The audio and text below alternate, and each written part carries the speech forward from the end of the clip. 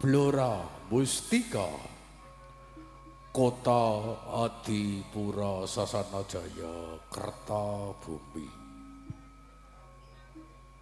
Lumitune asto mugia saged ambabar kari bunga mugia pikantuk nugraning Gusti sageta kasajiwulan kasaliru abit abit pasang kalimat abit ilo tinebena ing sengkala cinaketa ing tuang tulak sare atur pabagyo wilujeng nuwun para lenggah lan para tamu ingkang dahat kinurmatan sugeng dalu sugeng kepanggihan kaliwarga ageng sandiwara ketoprak mustika budaya pidalem saking dusun Tempuran Kecamatan Kutha Bluro Kabupaten Kitha Bluro ingkang dipun sesepuhi panjenenganipun Bapak Pandi kabiyantu panjenenganipun Nyonya Yesika nuwun para sutresna sasampun panjenengan sami kasugata arupi tari gambyong paraga seniwati kita saking keluarga ageng ketoprak mustika budaya langsung kairing kembali gamelan Kiai Lokonata lan Pangli ing Suwarawati panjenenganipun Ibu Satun para pakrawit ingkang dipun kuluwenthah panjenenganipun Adipasanto Widodo nuwun para sutresna ing dalu punika saking keluarga ageng ketoprak mustika Bumi Sagotrah sing adibadhe beber cariyos cunduk kali pamundutanipun Bapak ingkang amengkugati sing adibadhe mundhut lampahan sejarah ing Kraton Jati Anom ingkang mawi irairan pesugihan Dewi Blorong sejarah ing Kraton Jati Anom ingkang mawi irairan pesugihan Dewi Loro Blorong nuwun para pamirsa badhe ngaturaken paraga paragi badhe angayahi jejiban ing dalu punika atekan angka sepindah nggambaraken wonten ing desa Sendang Pengalapan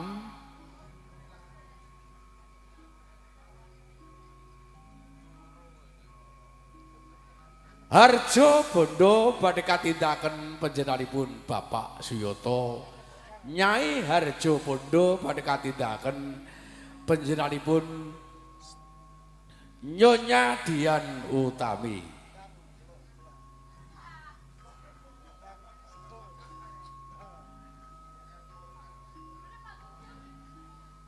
sukesi badhe katindaken panjenenganipun Nyonya Ramiatun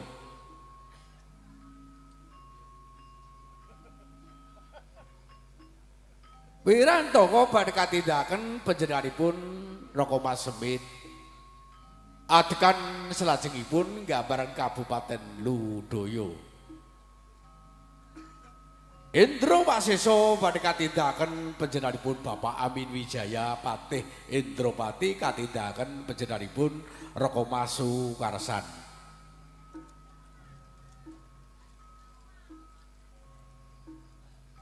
Mayang Sekar badhe katindaken panjenenganipun Nyonya Wati Joko Sentanu badhe katindaken panjenenganipun Adimas Hartono. Adegan candhaipun nggambaraken ing Samudra Kidul. Loro blorong minangka dados prana prananing cariyos ing dalu punika katindaken panjenenganipun Niken Ayu Sundari.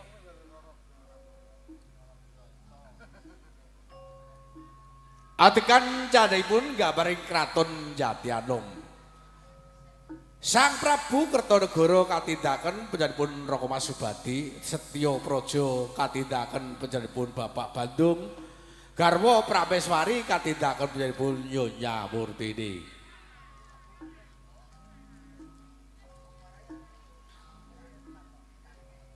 Pangeran Surya Kesuma badhe katindaken panjenenganipun Raka Majamin ngancik wonten ing sak tengah-tengahing cariyos sejarah ing Kraton Jatianom ingkang mawi irairan pesugihan loro blorong panjenengan sami badhe kalipur lawak-lawak kita saking keluarga ageng Ketoprak Mustika Budaya inggih panjenenganipun Cak Buntung, Cak Jarot, Cak Mut badhe keramekaken mban kita toblok nuwun para santiyaning para lenggah lan para pamirsa kagung Sumamana putri dos putih wake babaring cariyos ing dalu punika menawi wonten kleta-kletu tandang tanduk saha wicara ingkang meranani penggalih panjenengan sami kula ingkang badhe nyuwunaken agung ing samudra pangasos sekali wedika tetep merdika sekali jaya mustika budaya mugia tetep anjaya ing bawana nuwun kaluwun nuwun.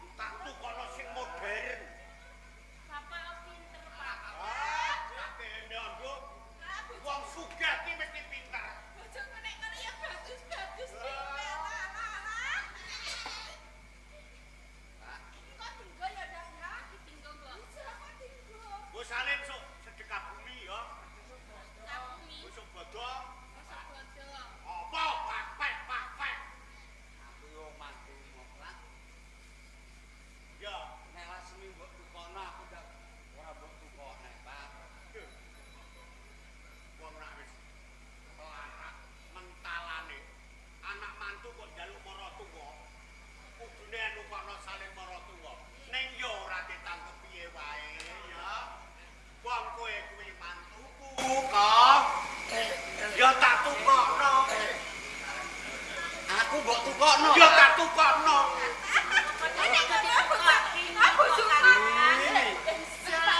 Jebul maratuaku gemati karo mantune. Lah iya. Pokoke maratuaku besok nek mati tak cungkup. Oh, mergo wonge gemati nek karo mantu. Nek mati mbok dongak-dongakno aku jeneng apa piye? Tegese nganu lho Pak, kula ajeni. Oh, kok gaweke omah-omahan ngono kae. Nggih, Pak. Sampeyan iki wis tuwa nang kaya Anu kok. Lah kula ditumbaske napa, Pak? Ya tak tukokno klambi. Kowe rupane pink, aku rupane ijo mi. Ya, matur nuwun yo Pak ya. Ya, ya. Matur Iya nuwun. model saiki. Model saiki. Model Ya, tak terbaru. Iya, tak golekno sing modern. Coba dibuka. Ayo dinggo metu bareng iki ya. Ayo dinggo Untuk buah. anak kok ora ya ora kembar sampean iku lho, So. Ora sumbar. ya. Jereng to. Jereng. Maret. Lho? Nah dinggo. Pak, Wis aja papek nah dinggo. iki kain apa, Pak? Kain apa iki? Iki kain cap glangse. Enek ngene iki to. Ono. Nek koyo saken iki. Ha iya cap Koyo glangse. glangse. Pindang dinggo. Dinggo, Pak. Dinggo.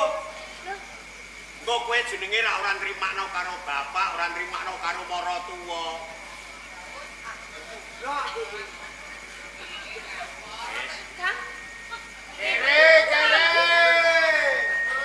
Itu tuh kami. Lah. Bisa, Kang. Iki sampeyan puri, Kang.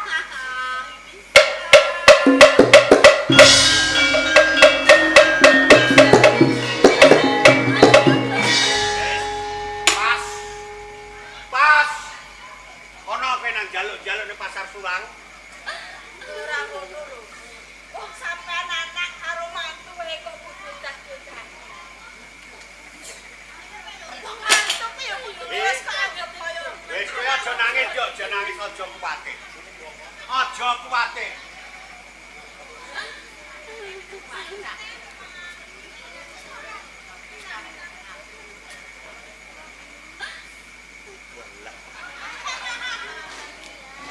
Duitmu abang-abang, Pak. Ora sabuk jamanan iki bapakmu anggar nyetok bulangan. Iki engko nggo mangan sing enak ya. Wong kowe karo anakmu ya ora tau mbadhok enak. Wis tuku sate, panganan sak wareke wetengmu ya. Ning janji karo bapak. Oleh kowe mangan sak warekmu. Ning janji kowe ke warung mulai gawakno karo bojomu. Tak bacok ndasem kowe. Mangan enak kok dipangan dhewe iki apa ya? Wis krungu. Lah aku terus piye, Pak? Sing kowe ngene ya. Kowe oleh kok teruske omah-omah karo Lasmi. Ning aku duwe penjaluk karo kowe. Penjaluk piye, Pak? Cilike 15 dina. Gedene sesasi. Nah kowe ora iso sugih. Kowe ra kelar megat bojomu, tak pegatno kowe karo anakmu.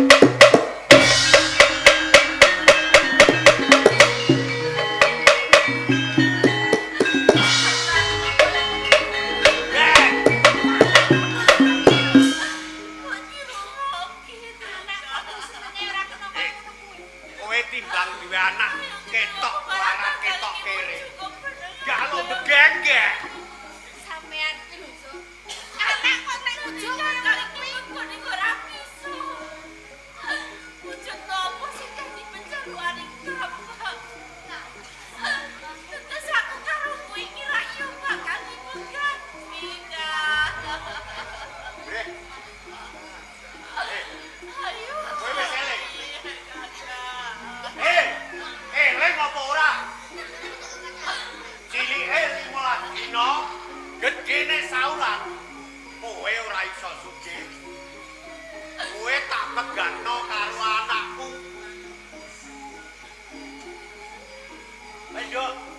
tak mulai. Ngapa dudal ae? Mulai arep ora sikil-sikilku dhewe. Ayo kowe melu mulih ora? Ayo mulih.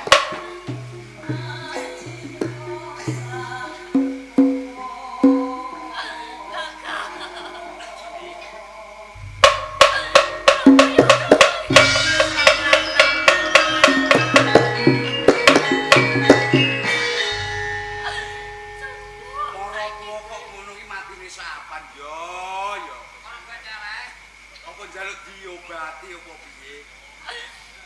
Piye? Sing ape mbok obati sapa? Boten. Sampeyan niku lho kok gemati. Ya gemati karo anakku kok ora gemati. Rasan-rasan sing apik. Wacok dasem. Pas aku wis mulih. Kakang ki sanggup ora? Pantu. Kok kaya wong gitu. Itu tenan. Nek kakang iki teges ditukoki kambing ngene to. Kakang ki lak ya dino. Kakang ki dinyek kan. Apa yo kakang iki mau cukup meneng. Meneng kaya ngene kan. Kakang ki kudune semboktekno karo bapak. Oh iya. Aku nganti dinyek karo mertua aku sing kaya ngono. Aku kudune budidaya mbok piye carane kakang? Wong mangsamu. Atiku ora panas to. Apa rumangsamu aku ora gelo. Nek kowe anake. Lho aku ki mantune, mantune. Kok Bapakku ora tau ndomono sing kaya ngono. Lho, bapakmu kok banget to. Kang, apa nek kakang ki mantu? Lah wong aku anake wae ning ngerti kakang diponokke aku tiru gelo lho kakang. Aku gelo. Kok sembuh aku iki ora gelo kok. Kok sembuh aku iki seneng nek kakang ki saben dina mung cukup diseneni kaya ngono. Ora, Kang. Ora.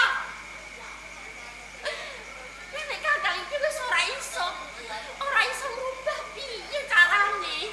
Kakang iso mujudake dadi penjalukaning bapak. Teges kakang Setyaka iki mengko wis ora ngerti karo anakmu meneh. Kakang wis ora bisa omah-omah karo aku. Bakal dipegati karo bapak. Apa iki gelem, Kang? Ora. Aku ora bakal pegatan karo kowe, Rasti. Sampun kuwi, Kang.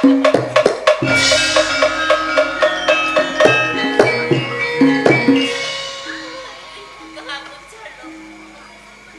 Mbok sak bisa-bisane kakang iki budidaya. Kepiye carane ning ndi wae kakang ki budidaya golek gawean, Kakang?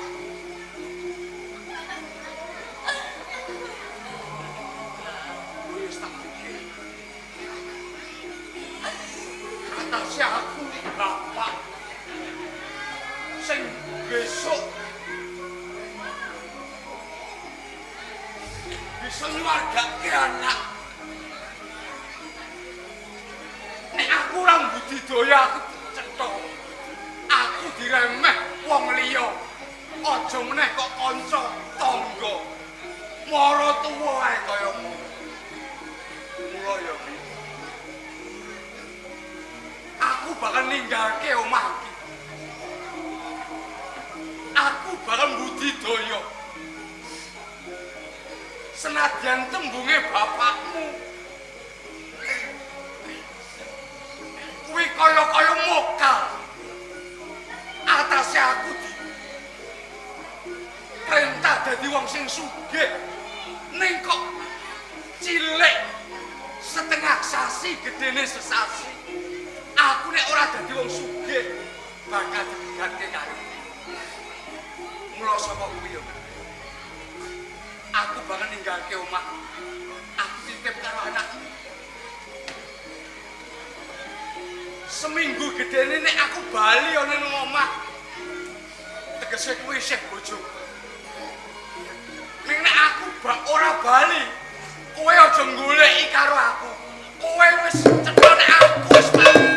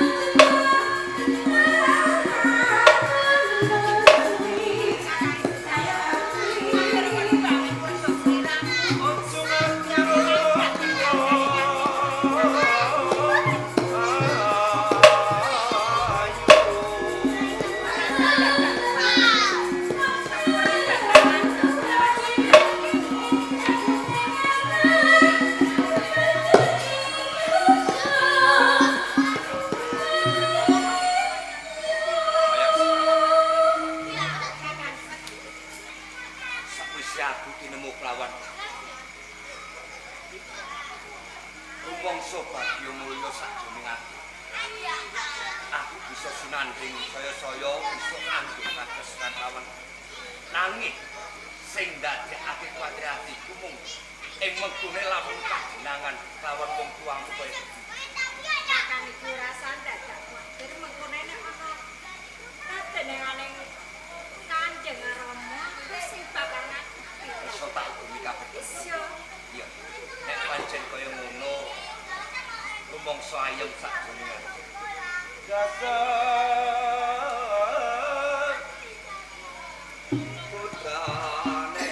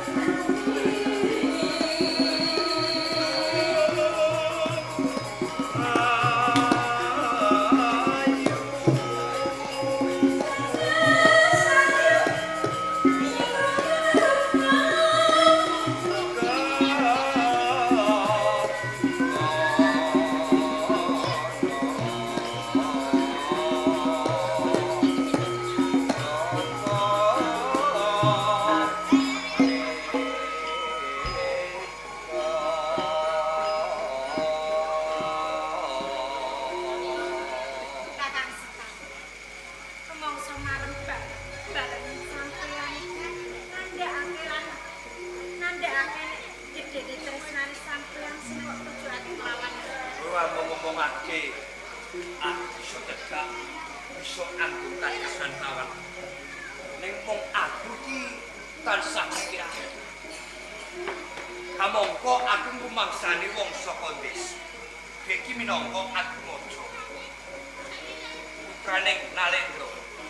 Lamun mengkune kajenengan lawan wong tuamu sedang mampu. Piye? Ing mengkune wetah kaya apa tekane kawana. Kakang. Kabeh mau iki sinarepake aku. Wong tresno iki nek nganggo kuwi dudu bondo dudu rupa kakang. Lan dudu pangkat dudu derajat. Nanging aku bakal nangku lawan. Ayo nangku kepiye kakang? Ning tresnamu kanggo bujuk dikampung katon. Tumus ler batin. Ayo mesti wae tumus lairing batin kakang. Tumus ler batin. Iso. Umpama kowe iki ora mapan ana ing Kutaraja, kowe pirasane ati. Apa kowe isih ngepinginake mbajut urip bebarengan lawan aku? Kakang, senajan aku iki paribasane urip ning ngisor wit pring kae lho Kakang, paribasane waton bisa bebarengan karo sampeyan aku rumangsa bagya. Tenan kuwi. Iso. Nek pancen kuwi kang dadi piwangsulan. Aku ngepinginake ora mapan ana ing Kutaraja. Nanging kowe bakal tak ganti tumeka ana ing Karang Kadis. Ning omah. Waton aku bisa urip bebarengan karo sampeyan. Aku kok gelem Kakang. Kaya ngono. Wis kumaning ayu Mayang Sekar.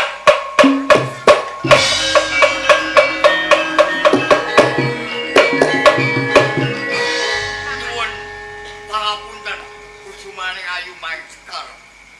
Ingkang paman Rong Bupati mlebet ing taman. Boten paring kabar dhateng panjenengan. Awit ingkang paman dinawan Kanjeng Adipati Indra Baskara kang swados awat-awati kusumaning ayu Mayang Sekar. Ning kok ngaten Gusti Ayu Mayang Sekar. Ngaten kados pundi paman? Kok panjenengan kumowane nglebeti Kyai Kakung. Menapa panjenenganmu sampun nyuwun paringah ingkang rama nggih Kanjeng Adipati Indra Baskara. Paman. Sampun cekap paman. Ingkang gadhahi pangmasa wonten salebetipun taman sari menika kula. Dados kula menika badhe menapa-menapa menika lakatun kula to, Pak. Boten maipun menawi taman Lodaya menika panguwasa panjenengan Gusti Ayu. Nanging ing Kabupaten Lodaya menika ingkang astar Rama panjenengan. Menawi mangertosi kawula ing Kabupaten Lodaya tumindake panjenengan menapa boten saru. Dilulu para Sentana Nayaka mandhaping para prajurit. Saru kanggenipun panjenengan. Nek kangge kula mboten, kula menika mboten gadhe bojo, Kakang Udaya ugi tesih lega. Napa alane upami Sinten menika? Iku nggih sepatu. Hatenane sapa jenengmu? Pun kawungke kula menika Joko Sentanu. Joko Sentanu. Joko Sentanu Wonten menapa? nggonmu andum tresna karo Gusti Ayu. Bayang Sekar dina iki arep tak pisahake. Oh sewu. Sepatu. Lamun panjenengan menika badhe muwungake anggih kula menika sesarengan Brayan kelawan Mayang Sekar. Kula kinten kok lepas. Mergi ingkang lampahi menika Mayang Sekar. Saya malih ngantos kula kumawani lumebet wonten ing Taman Sari. Sedaya menika saking palilaipun Mayang Sekar. menika leres Pak. Gusti Ayu Mayang Sekar. Kados. Mereka sok panjenengan kados ngaten boten. Kula saged ndake badhe kula adulke nggih Kanjeng Adipati Indra Baskara. Sawun lho, sawun lho, sawun.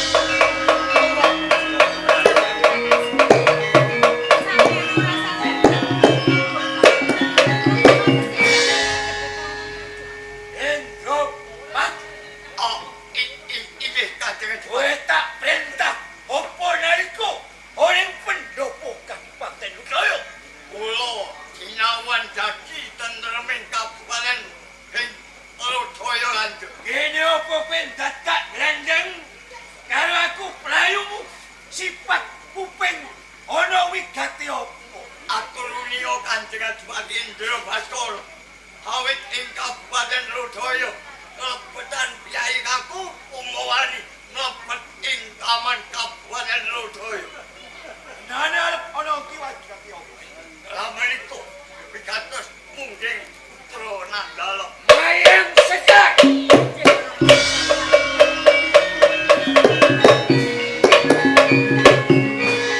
Yen kapan putraku Mayang Sekar aku merintah karo kowe ingkang supaya lebokake kakung ana ing dalem Taman Sari. Kamangka kuwi putraku minangka sikandining ana ing Kabupaten Lodaya. Lamun kowe tresna dening kakung kudune kowe matur dening Rama. Sapa bocah lanang sing manggon nang sisih kowe? Inggih Rama menika katresnan kula Rama. Kuwi katresnanmu. Menika Sapa sing kagiarane? menika Kakang Joko Sentanu. Sentanu. Lamun kowe ora kelakon duweni garwa dening bocah desa saka ing pucuking gunung bebasan cedhak watu-watu ratu kepiye sumpahmu Mayang Sekar? Tinimbang kula menika mboten saged gesang sesarengan kalian Kakang Sentanu. Alawang kula emput jagat. Sing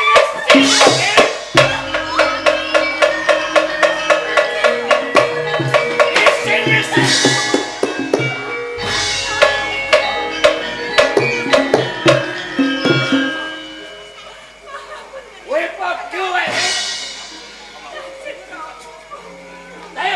Ayo kula Sing karo pati ana ing Kabupaten.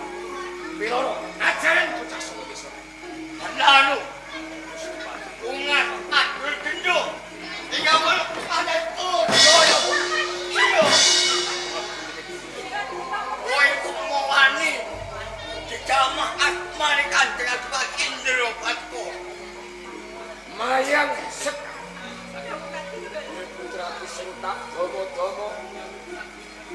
Lamun Rama wis sepuh, Rama wis ora tuwa dadi adipati oleh Kabupaten besok bakal gak lume berarti marang sira minangka ganti pati ing kadepak. Ojo ngenis di sini. Nuwun sewu Kanjeng Sentan.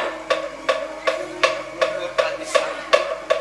Kang supados panjenengan menika marilah dhateng mayang sekar.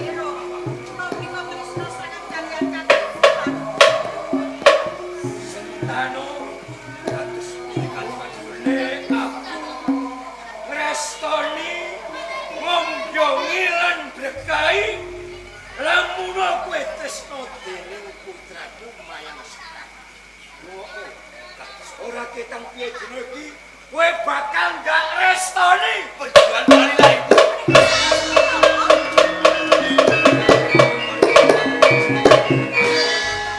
Nyuwun pangapunten Kanjeng Adipati. Endro Bathara putra Nandalem kali Sentanu niki panjenengan estoni. Menapa panjenengan boten menggalih bencangipun atur derajat panjenengan dalah Sentanu. panjenengan salah sawijining ratu utawa bupati. Aku mesakake bocah saka desa. Jejeduan kuwi ora mawas derajat pangkat bondo lan donya. Apa sing dadi pangandikane putraku kuwi dheweke tresna dening bocah saka desa sing jenenge Sentanu. Lepat pangandika panjenengan menika lepat yang gesaing jagat pacang niki kedahipun sesandingan bondo lan donya.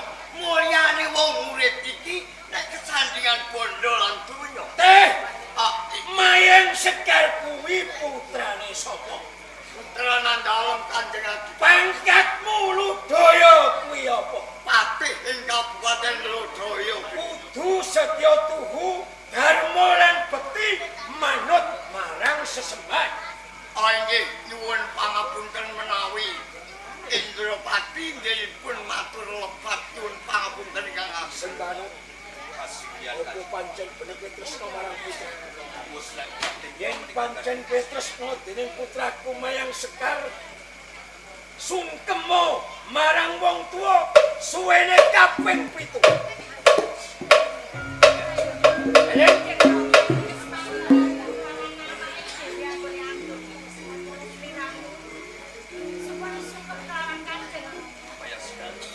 Apa kang dadi panunane Kanjeng Kawon? Ya Kanjeng Adipati. Ing mengkene bakal tak ganan. Pancen kanthi aku sungkem.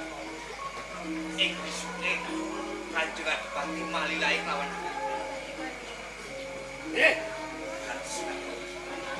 Kowe minangka dadi paksen yo teh. Nggih. Sendaro aku sing ngitungi Ranggapati sing ngitungi wae. Diwiwiti saya iki. Diwiwiti, itu ngono. Siji. Loro. Telu. Papat. Lima. Enam.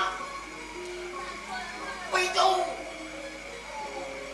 Sewu luwih tak.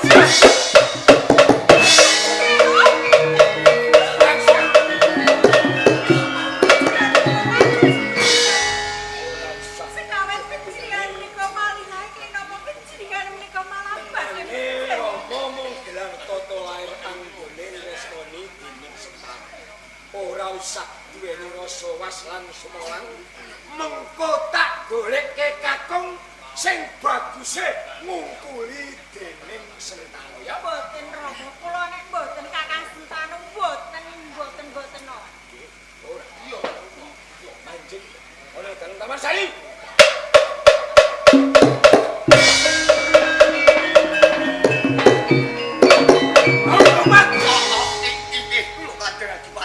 Kita bukti lorong tempat. Kula kinten sampun tabuh tunggal menika.